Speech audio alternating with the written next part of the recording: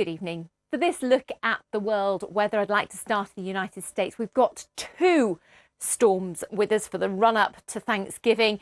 This was Denver, near Denver, Colorado, during the course of Tuesday. We've had phenomenal amounts of snow so early in the season, so very good news for some of the ski resorts, but it's causing quite a lot of disruption travel-wise, as you can imagine, heading into Thanksgiving. That low pressure has been steaming its way across the Midwest and the Great Lakes through Wednesday. Heavy snowfall here and strong winds giving whiteout conditions.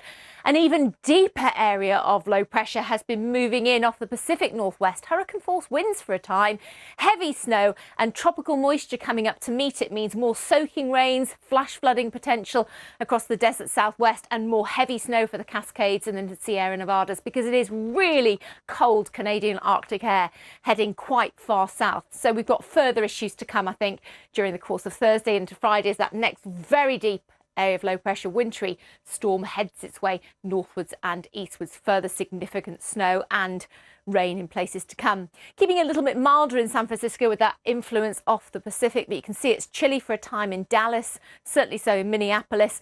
Still some warmth and sunshine though in Miami.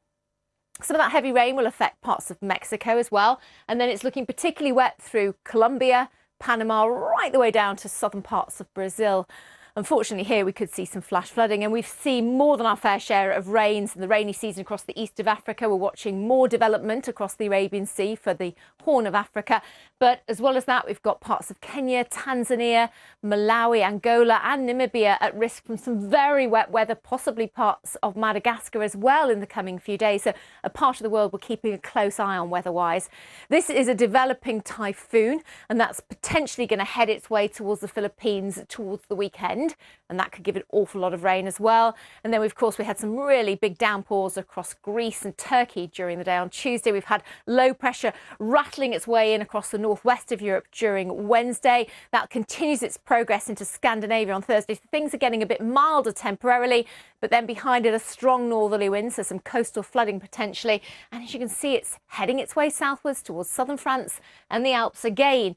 More rain for the Balkans. That really cold air, though, plunges southwards then, as I say, with that strong northerly onto the North Sea coast. There could be some coastal flooding as well. But there's that dip in temperature for London, for Paris, for Madrid. Still the chance of some showers around in Rome as well.